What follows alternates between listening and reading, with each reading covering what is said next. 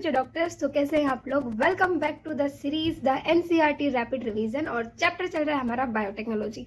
तो भाई ये सीरीज अभी इतनी लंबी चल रही है तो आपको पता तो चल ही गया होगा कि सीरीज में हम क्या क्या करते हैं।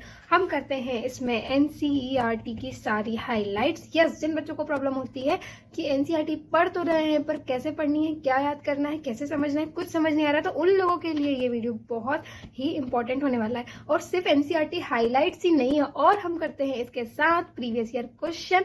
और एक ऐसे क्वेश्चन जो आपको बहुत ही प्रॉब्लमेटिक लगते हैं वो है असर्शन रीजन क्वेश्चंस एंड हाँ, lots of tips and tricks. तो चलो शुरू करते हैं। आज हमें शुरू करना है क्लोनिंग वेक्टर। तो हम कर रहे थे tools of recombinant DNA technology, मतलब रिकॉम्बिनेंट डीएनए टेक्नोलॉजी के लिए हमारे पास क्या क्या टूल्स यूज होते हैं। तो सबसे पहला जो टूल था वो हमने रेस्ट्रिक्शन एंजाइम किया एंड अब हमें करना है क्लोनिंग वेक्टर। तो you know that plasmid and bacteriophage have the ability to replicate within the bacterial cell independent of the control of chromosomal DNA. अब देखो, जो प्लाज्मिड होता है और जो बैक्टीरियोफेज होते हैं उनके पास खुद की कैपेसिटी थी। मान लीजिए मैं एक्सेल और मेरे अंदर कोई प्लाज्मिड डाल दी जाए तो वो मेरे अंदर रेप्लिकेशन कर सकता है उसको, और कोई एसेसरीज की जरूरत नहीं है। तो bacteriophage because of their high number पर सेल, हाई नंबर मतलब कि एक सेल में वो अपनी बहुत सारी मल्टीपल कॉपीज बना सकते हैं, have a very high copy number of their genome within the bacterial cell.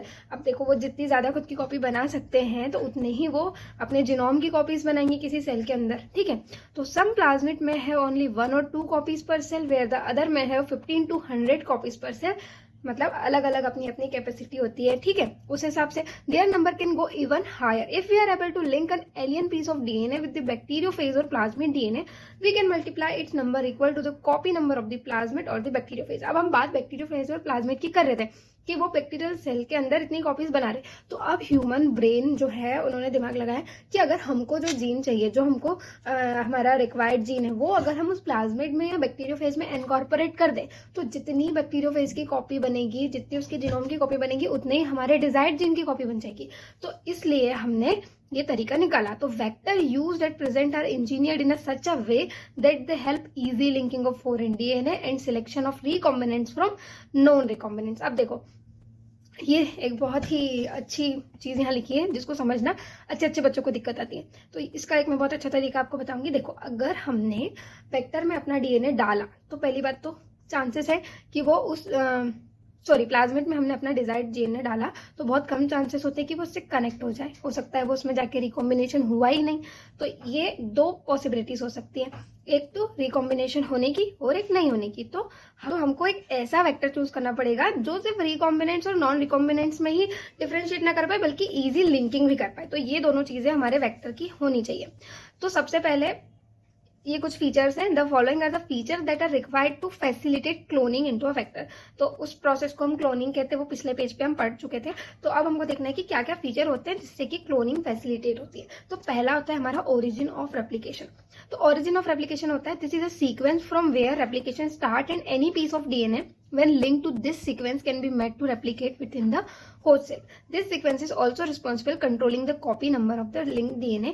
So if one want to recover many copies of the target DNA, it should be cloned in a vector whose origin support high copy number. तो देखो, origin of replication में क्या होता है, दो चीज आपको याद रखनी। ये वो डीएनए सीक्वेंस है जहां पे अगर हमने एलियन पीस ऑफ डीएनए को लिंक किया तो उसकी रेप्लिकेशन होगी। दूसरा, ये कॉपी नंबर को कंट्रोल करता है। कॉपी नंबर क्या होता है वो मैंने आपको बता दिया। अब ये वाली जो लाइन है ये इतनी इंपॉर्टेंट है, इसमें प्रीवियस ईयर क्वेश्चन भी सकता है, आ चुका है, sorry. The sequence that control the copy number of the linked DNA in the vector is termed as the ori site. तो ओरिजिन ऑफ रेप्लिकेशन आपका कॉपी नंबर वो करेगा और वहां पे रेप्लिकेशन की स्टार्टिंग होगी। तो ये एक चीज और उसकी इंपॉर्टेंट चीज क्लियर हो गई। दूसरी होती है सिलेक्टेबल मार्कर। देखो, ओरिजिन ऑफ रेप्लिकेशन तो ठीक है, पर जो हमारा वेक्टर होता है उसको सिलेक्टेबल मार्कर की जरूरत होती है जिससे कि वो नॉन ट्रांसफॉर्मेंट्स को एलिमिनेट कर पाए। अब आप बोलोगे मैम अभी तो रिकॉम्बिनेंट और नॉन रिकॉम्बिनेंट चल रहा था, अभी नॉन ट्रांसफॉर्मेंट क्या हो गया? तो देखो, मैं आपको एक इजी वे में ये चीज समझा देती हूँ। देखो, हमने लिया एक फॉरेन डीएनए, ठीक है, यहाँ दिख रहा है, हमने लिया एक फॉरेन डीएनए, ओके, 1 मिनट।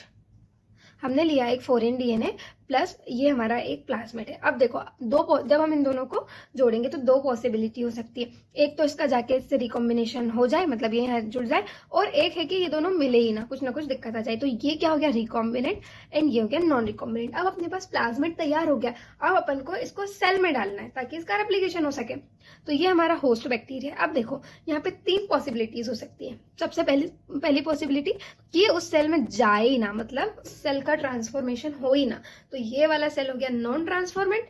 और 2 पॉसिबिलिटी ये हो सकती है कि एक में तो ये नॉन रिकॉम्बिनेंट वाला चला गया, मतलब जो ट्रांसफॉर्मेंट है, ये तो नॉन ट्रांसफॉर्मेंट हो गया, जो ट्रांसफॉर्मेंट है उसमें ये हो सकता है कि वो रिकॉम्बिनेंट आया हो और नॉन रिकॉम्बिनेंट आया हो। तो ये फ्लो चार्ट आपको आपके पेज पे, एमसीईआरटी के पेज पे बना लेना है ताकि आपको recombinant, non recombinant, transformant, non transformant में कोई भी डाउट नहीं आए। तो सिलेक्टेबल मार्कर ऐसा होना चाहिए जिससे कि जो वेक्टर है वो जो नॉन ट्रांसफॉर्मेंट है उनको एलिमिनेट आसानी से कर सके और सिर्फ उसी की ग्रोथ को परमिट करे जो कि ट्रांसफॉर्मेंट है। फालतू में कचरे को रेप्लिकेट करने का क्या मतलब, जहां पे हमारे डिजायर्ड जीन मल्टीप्लाई हो ही ना रहा हो। तो देखो, transformation is a procedure through which a piece of DNA is introduce into the host bacteria, जो कि मैंने आपको सिंपल शब्दों में पहले बता दिया।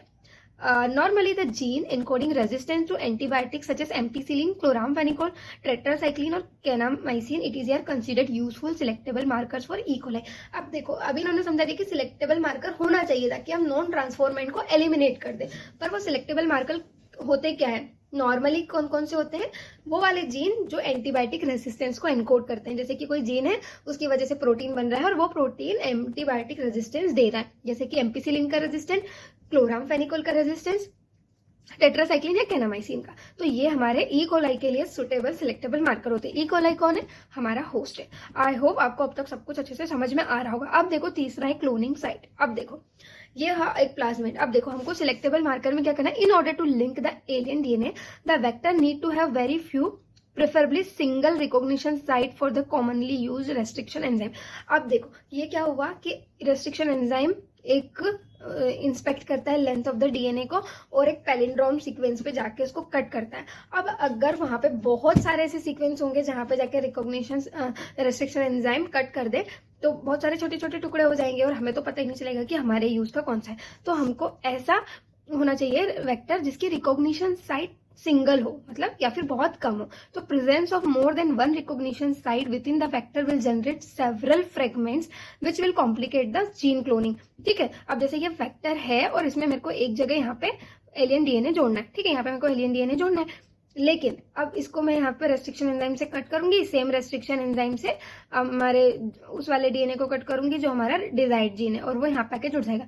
अब सोचो, मान लो ये GATTC साइट वाले पे कट गया। अब अगर इस वेक्टर में 2 ऐसी साइट होती तो ये 2 जगह से कट हो जाता और प्रोसेस कितनी कॉम्प्लिकेट हो जाती। 2 जगह अगर नहीं जुड़ पा रहा है तो इस तरीके से हमारी रिकॉग्निशन साइट कम होना चाहिए। ठीक है, कॉपी नंबर ज्यादा होना चाहिए और सिलेक्टेबल मार्कर्स होनी चाहिए। 3 चीजें हो गई। ठीक है, अब एक क्वेश्चन भी है इस पे। A selectable marker is used to mark a gene on a chromosome for isolation using restriction enzyme. नहीं, help in eliminating the non transformant so that the transformant can be regenerated. तो देखो बहुत सारी लाइनें सही सही लगती है हमको, पर हमको जाना है एनसीईआरटी। यही कि यही एनसीईआरटी में लाइन लिखी है और इसी पे ही क्वेश्चन आया है, तो यही इसका सही आंसर हो गया। ठीक है, अब आते हैं हम, ये लास्ट है, इतना पढ़ लेते हैं, उसके बाद आपको आगे का कल कंटिन्यू करवाएंगे अगले वीडियो में मतलब। तो अब देखो कहाँ गए, हाँ, presence of more than one recognition site within the vector will generate several fragments which will complicate the gene cloning. The ligation of alien DNA is carried out at the restriction site present in one of the 2 antibiotic resistance gene. मतलब हम क्या करते हैं, उसको alien DNA को कहाँ ligate करते हैं, जहाँ पे एंटीबायोटिक रेजिस्टेंस हो, दोनों में से कोई भी, या तो BAM H1 साइट जहाँ पे टेट्रासाइक्लिन का रेजिस्टेंस हो या फिर जहाँ पे एम्पिसिलिन का रेजिस्टेंस हो। ठीक है, अब ये हमारे वेक्टर का नाम आप याद कर लीजिएगा, PBR322 ये वेक्टर है और यहाँ से हमको प्रोसेस को समझना है। देखो, अब the recombinant plasmid will lose the tetracycline resistance due to insertion of foreign DNA but can still be selected out from non recombinant one by plating the transformant on the ampicillin containing medium. यहाँ आके एकदम बहुत बत्ती गुल हो जाती है, तो अब इस बात को बहुत अच्छे से समझना। देखो, मान लो कि हमने जो हमारा एलियन पीस ऑफ डीएनए था, ये रहा, पिंक कलर का नहीं ब्लू कलर का, ये एलियन पीस ऑफ डीएनए था। अब हमने इसको लाइगेट किया, हमने इसको लाइगेट कर दिया टेट्रासाइक्लिन रेजिस्टेंस वाले जीन पे, मतलब टेट्रासाइक्लिन रेजिस्टेंस वाले जीन को हमने कट करके अलग कर दिया। अब बताओ इस प्लाज्मिड में क्या टेट्रासाइक्लिन के लिए रेजिस्टेंस बचेगा? नहीं बचेगा, क्योंकि जो टेट्रासाइक्लिन वाला रेजिस्टेंस था उस साइड पे तो हमने ये दूसरा हमारा डिजाइड जीन लगा दिया है। अब उसके पास टेट्रासाइक्लिन के लिए रेजिस्टेंस अगर नहीं बचा, मतलब वो टेट्रासाइक्लिन डालते ही मर जाएगा। ठीक है, टेट्रासाइक्लिन डालते ही मर जाएगा, लेकिन इसके पास एम्पीसिलिन का रेजिस्टेंस तो बचा है। ठीक है, एम्पीसिलिन का रेजिस्टेंस तो इसके पास बचा है। अब अपन क्या करेंगे, जो हमारे ट्रांसफॉर्मेंट्स होते हैं उनको हम नॉन रिकॉम्बिनेंट और रिकॉम्बिनेंट को अलग कैसे कर सकते हैं। उसमें एंटीबायोटिक को सबसे पहले देखो, ये रहा हमारा इकोलाई, तो इसकी 3 पॉसिबिलिटीज थी। ठीक है, इकोलाई में हमने 3 पॉसिबिलिटी देखी थी। एक तो नॉन रिकॉम्बिनेंट वाला आ रहा है, और ये एक था जिसमें रिकॉम्बिनेंट वाला प्लाज्मिड आ रहा है, और एक में आ ही नहीं रहा है। तो ये था हमारा नॉन ट्रांसफॉर्मेंट, ये दोनों है ट्रांसफॉर्मेंट। थोड़ा सा मैं टाइम ले रही हूँ इस टॉपिक में, इसको एक बार अगर समझ लोगे ना पूरा चैप्टर क्लियर हो जाएगा। ये ट्रांसफॉर्मेंट, और ये हमारा रिकॉम्बिनेंट, एंड ये है नॉन रिकॉम्बिनेंट। अब देखो, सबसे पहले तो हमको नॉन ट्रांसफॉर्मेंट और ट्रांसफॉर्मेंट को अलग करना है। नॉन ट्रांसफॉर्मेंट और ट्रांसफॉर्मेंट को अलग करने के लिए हम क्या कर सकते हैं, हम यूज कर सकते हैं एम्पीसिलिन रेजिस्टेंस जीन। देखो, क्योंकि जो नॉन ट्रांसफॉर्मेंट है उसमें प्लाज्मिड आया ही नहीं। अब जो एंटीबायोटिक का रेजिस्टेंस था वो तो प्लाज्मिड के पास ही था ना। अब अगर इसमें कोई प्लाज्मिड आया ही नहीं तो इसके पास कोई भी एंटीबायोटिक का रेजिस्टेंस है ही नहीं। तो जब हम इसको एम्पीसिलिन मीडियम पे डालेंगे तो ये मर जाएगा। क्या होगा, ये मर जाएगा। और अगर ये मर गया और इन दोनों को अगर हम एम्पीसिलिन रेजिस्टेंस में डालेंगे तो दोनों में ही वो आया है हमारा प्लाज्मिड, तो दोनों में प्लाज्मिड आया, मतलब दोनों के पास ही एम्पीसिलिन का रेजिस्टेंस है, मतलब इनको एम्पीसिलिन से कोई असर नहीं होगा, तो ये रहेंगे जिंदा। तो एम्पीसिलिन रेजिस्टेंस की वजह से हमने नॉन ट्रांसफॉर्मेंट और ट्रांसफॉर्मेंट को अलग कर लिया। लेकिन अब ट्रांसफॉर्मेंट में से भी देखो आप, हमको कौन सा चाहिए, जो रिकॉम्बिनेंट है वो वाला, जो नॉन रिकॉम्बिनेंट है वो नहीं चाहिए। अब देखो, जो नॉन रिकॉम्बिनेंट है उसके पास दोनों रेजिस्टेंस है, टेट्रासाइक्लिन भी और एम्पीसिलिन भी। लेकिन जो रिकॉम्बिनेंट है उसमें हमने टेट्रासाइक्लिन वाली साइड पे तो अपना डिजाइड जीन लगा दिया था, मतलब इसका टेट्रासाइक्लिन का रेजिस्टेंस चला गया। अब अगर इनको हम टेट्रासाइक्लिन की प्लेट पे डालेंगे तो ये जो रिकॉम्बिनेंट वाला है ये मर जाएगा, और ये वाला है ये जिंदा रहेगा। तो इस वजह से टेट्रासाइक्लिन की हेल्प से हम नॉन रिकॉम्बिनेंट और रिकॉम्बिनेंट में डिफरेंशिएट कर पाएंगे, और एम्पीसिलिन की वजह से ट्रांसफॉर्मेंट एंड नॉन ट्रांसफॉर्मेंट में डिफरेंशिएट कर पाएंगे। और अगर अब भी आपको कंसेप्ट समझ में नहीं आया तो let me know in the comment box, क्योंकि इस चैप्टर में सबसे इंपॉर्टेंट कॉन्सेप्ट यही है। अगर नहीं समझ में आया तो हम सेपरेट वीडियो बना के इसको एक बार और आपको समझा सकते हैं। हो सकता है किसी किसी को प्रॉब्लम होती है तो आप बता सकते हैं। बाकी ये बेसिक है, आप इसका स्क्रीनशॉट ले सकते हैं। और आगे यही है, the recombinant will grow in ampicillin containing medium but on that containing tetracycline, but non recombinant will grow on the medium containing both antibiotics. In this case, one antibiotic resistance gene help in the selecting the transformant, whereas the other antibiotic resistance genes get inactivated due to insertion, और इसको हम कहते हैं insertional inactivation, और इसको हम recombinants के selection के लिए यूज करते हैं। ये है इंसर्शनल इनएक्टिवेशन। ठीक है, आगे का और भी सिलेक्टेबल मार्कर होते हैं एंटीबायोटिक रेजिस्टेंस के अलावा। तो ये वाला जो सिलेक्टेबल मार्कर वाला टॉपिक है मैं अगले वीडियो में फिर कंटिन्यू करूंगी, क्योंकि ये बहुत इंपॉर्टेंट है, और उसके बाद हम आगे के जो भी हैं वो पढ़ेंगे। ठीक है, तो आई होप वीडियो आपको अच्छा लगा होगा, और अगर अच्छा लगा तो प्लीज लाइक कीजिए, कमेंट कीजिए, एंड अपने फ्रेंड्स के साथ शेयर कर दीजिए। And for more such videos subscribe कर दीजिए द पीसीबी पॉइंट।